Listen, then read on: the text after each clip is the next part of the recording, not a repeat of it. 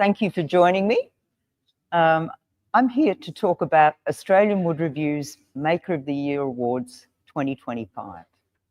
As of today, you can enter the awards. It's officially open. You just head up to our website, woodreview.com.au/MOTY for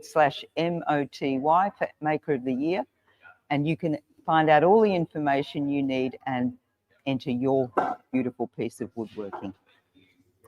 We're in the Carbatec store today in Brisbane, and the reason we're here is because Carbatec is very generously launching this official day of opening, but Carbatec is our major sponsor for the awards. This is the 6th year the awards have run, and I must say Carbatec have been extremely supportive, so we're very grateful to them. We have some other sponsors as well: Felder Machinery Australia, American Hardwood Export Council, Biddies Australia, and Whittle Waxes. Okay, so if you're new to Australian Wood Review, it's a magazine. We come out 4 times a year in print and in digital editions, and it's everything to do with woodworking. If woodworking is your passion, this is a magazine for you. If woodworking is your passion, Maker of the Year Awards might be something you might be interested to find out about as well. It's a competition for woodworkers. If you're a hobbyist, if you're an amateur, if you're a professional, if woodworking is gives you part of your income, if you're a student of woodworking, either a part-time or a full-time student at high school, at a tertiary institute, at a TAFE or a private school, Maker of the Year Awards is open to you. Who else can enter? Well, if you're an Australian woodworker, a New Zealand woodworker, or if you live anywhere in the world, you are free to enter Maker of the Year Awards. In fact, last year we had entries from 26 countries all around the world, which was pretty exciting. So for me, Maker of the Year Awards is a very exciting opportunity to witness an amazing collection of woodwork that amasses through the entries that come in. Last year we had the most number of entries we've ever had, 373 entries, and it was an absolutely stunning showcase of woodwork. If you would like to add your work to this year's showcase of woodworking, all you have to do is enter. And as I said, you can be an amateur, a professional, and you can live anywhere in the world. So we can't make it more open to people who have a passion for woodworking than that. This year we've made some changes to the award. Oh, by the way, I'm not just here to talk. You can ask questions. I would love that. If you want to get involved and ask me something, this is your opportunity to ask me all the hard questions you can think of. Joking. So we said who can enter Maker of the Year Awards. How you enter is on our website. The dates to enter: today the entries are open. The deadline is September the 4th, so you've got quite a long time to enter your piece. If you made something after the 30th of June last year, 2024, it's eligible to be entered this year.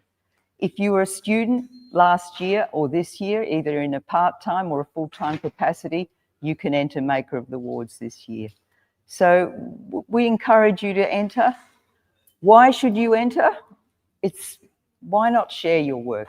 I don't know about you, but I love seeing what other people make.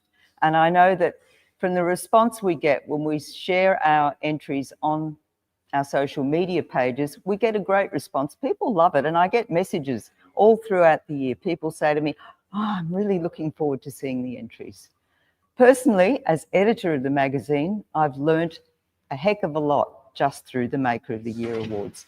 It's introduced me to a lot of makers I hadn't previously known about.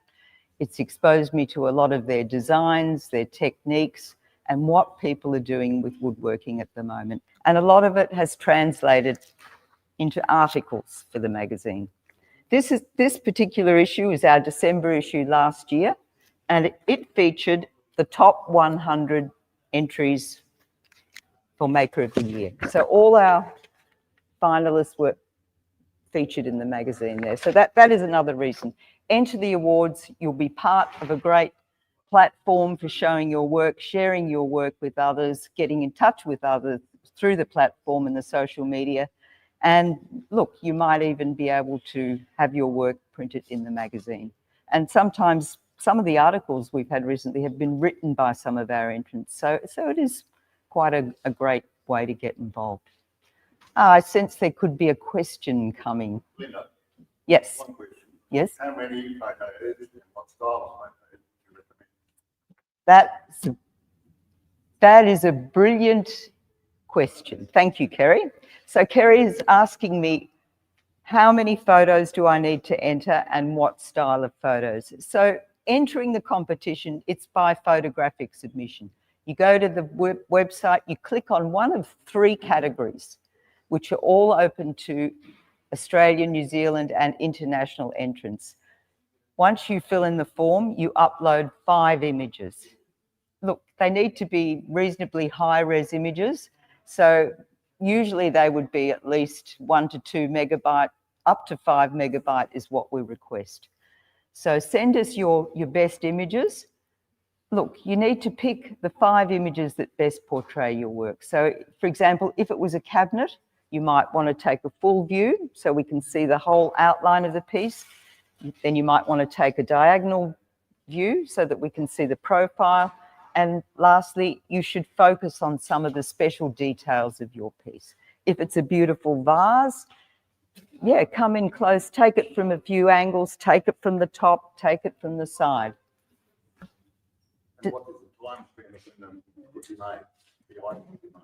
So, yeah, so work that's eligible is work that was made since the 30th of June 2023. I said 24 before, but it's actually from the 30th of June 2023.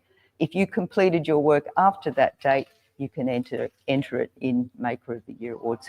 If you're a student last year or this year, you can enter. So, yes. I have a question. Yes. So to international people, what sort of numbers do you normally get around the world? Well, last year, our total number of, I'm just being asked, how many entrants do we get from around the world? Last year, it was almost getting up to under half, I would say. And this year, we hope there will be more because each category of the competition is open to international exhibitors as well. For example, we had a world category last year. We don't have that this year. We've just got we had a world category entrant and the winner was Karolis Stolis from Lithuania. So I find it quite exciting that we can see work by people made all over the world and we can feature it in Australian Wood Review. Any other questions? Any tips on how to take good photos? Matter for the background or anything? Good photos are essential. And look, if you can afford a professional photographer, that is fantastic. That's a brilliant thing to be able to afford, and those photos will be great. Otherwise, lots of people enter with photos they've taken themselves and they've schooled themselves to take good photos. If your photos aren't, up to the standard you would like, you can get a friend to help you. But the main thing with a good photo, I think we all know what a good photo is. In essence, it's going to be in focus. You're going to have good lighting. With wood, we like to see the grain of the wood. So, and we know that wood's reflective too. So for that reason too, when you're taking your woodworking photos, I don't recommend you use a highly coloured background. So if you're portraying your piece on a red or a green or a blue background, look, it looks nice in a sense, but you will find that your piece is actually picking up an element of that colour and it's not really going to help you. So if you're using a studio type background, stick to a neutral colour like a grey or a soft sort of neutral tone. If you have to use sheets behind your work, and I know a lot of people do because I've seen a lot of photos, can you please iron them at least? If you're going to take your piece outside, and that's another great way to shoot it, natural light, but hey, cut the lawn first because So many people have sent photos in with their cabinet, their table stuck on the ground, and there's all this grasses growing up in front of it. So yeah, so just be careful of those elements. When you're styling your photo, it doesn't have to be a studio shot, by the way. You can successfully take a beautiful photo of your piece in your workshop on your workbench. But what you need to do is don't just look at the piece, look at what's behind the piece. So remove distracting objects, remove any glue bottles or power tools, or move the rubbish bin out of the way, and just kind of just clear the decks a bit. Try and get the lighting to sort of be behind the piece or shining down in such a way that you're not just getting a whole lot of reflections, if you like. When you're taking your photo, try and keep it level. Look at your sort of planes. You know, sometimes people take a photo and it's all skewed, you know, so it's a matter of looking critically at the photo you're taking of. So any more questions?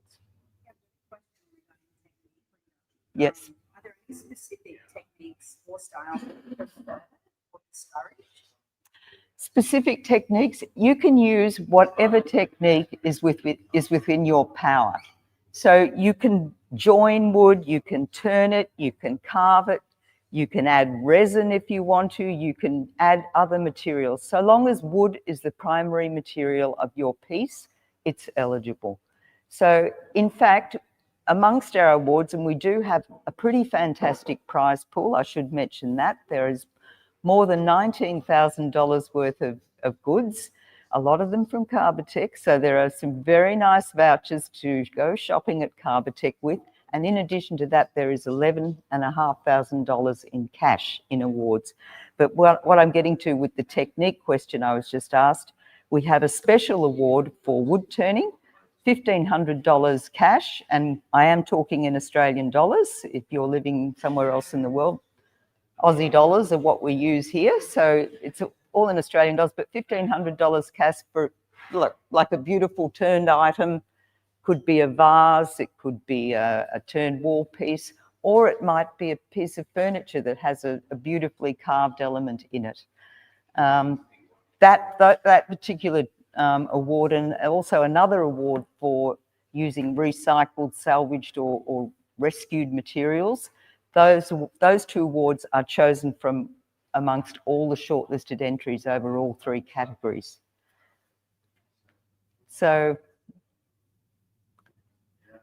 yeah, so look, what can I say? Why should you enter the awards? I guess that would be my question to you. I'm always asking myself why I do things. In fact, I even woke up this morning and asked myself the very same question, but here we are today.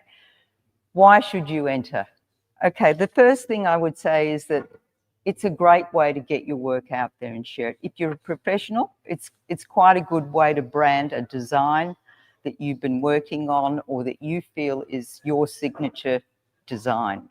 Great thing to do. If you're not a professional, it's a great way to share your work. You've been slaving over a piece, putting so much energy and passion into it. Look, your family, they love what you do, but you know, they're not going to look at the 25th table you've made and the 5th chair and the 15th carving. Show it to your brethren, show it to your woodworking community, because you will get a very appreciative audience from other woodworkers. And we like to look at other people's work, show them your work. You can also use this competition as a way to leverage your own standards. You know, if you know you're going to show a piece to other people, it makes you more critical. You're going to look at it closely and you can try out new techniques. You can elevate your own standards and your own style. So my closing encouragement to you would be, enter the awards. You've got nothing to lose. Add your work to this year's showcase of probably the best woodworking around on a global stage, and join the community. So lastly, I just want to thank Carbatec for hosting this event. And yeah, if you've got any questions, feel free to get in touch with me. Go to the Wood Review website. You'll find a contact page there. Drop me an email and I'll do my best to answer any other questions that you may have. Thank you. joining us. If you're online, thank you for joining us. The people here, thank you.